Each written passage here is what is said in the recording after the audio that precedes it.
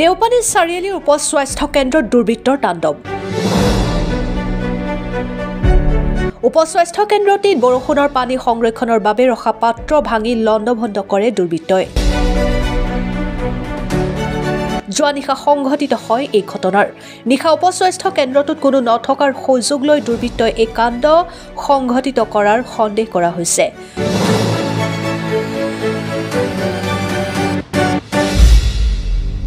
পুৱা স্বাস্থ্য কেন্দ্ৰটিত কৰ্মৰত স্বাস্থ্যকৰ্মী উপস্থিত হৈ প্ৰত্যক্ষ কৰে সমগ্ৰ ঘটনা।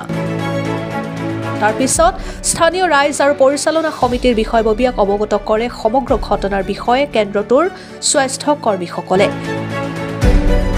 বৰ্তমান গাঁওৰক্ষী বাহিনী আৰু স্থানীয় লোক উপস্থিত হৈ বিষয়টি ঊৰ্ধ্বতম কৰ্তৃপক্ষক অৱগত কৰে।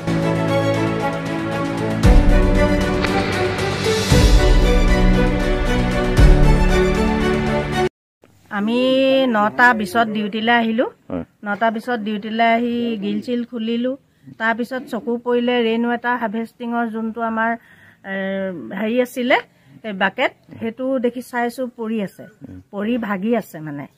তাৰপিছত আমি লগালগ আমাৰ ইনচাৰ্জ লক্ষীপ্ৰিয়া নাথক জনালোঁ। তাৰপৰা লক্ষীপ্ৰিয়া নাথে কমিটিৰ মানুহৰ লগত যোগাযোগ কৰিলে।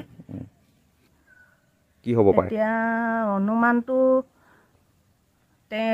টেংকিটো চাইটো ভাঙি থৈ যোৱা লিখিয়াই লাগিছে মানে। পানীও নাই তাত। এইটো পানী নাছিলে ন? পানী নাছিলে। এটা আচলতে এইটো বৰষুণৰ পানী সংৰক্ষণ কৰা আছিলে নহয় জানো? হয় হয়, ৰেইন ৱাটাৰ হাৰ্ভেষ্টিং কয় সেইটো। সেইটো আমি বৰষুণৰ পানী কেনেকৈ সংৰক্ষণ কৰিব লাগে সেইটো দেখাবৰ কাৰণে আমাৰ প্ৰত্যেক হেৰিয়াতে থাকে বাৰু। এইটো মানে কোনোবাই ভাঙি থৈ যোৱা বুলি আপোনালোকে অনুমান কৰিছে? অনুমান কৰিছোঁ মানে। ঊৰ্ধ্বতম কৰ্তৃপক্ষক আমাৰ CSO আছে, তেওঁ লক্ষীপ্ৰিয়া নাথে জনাইছে।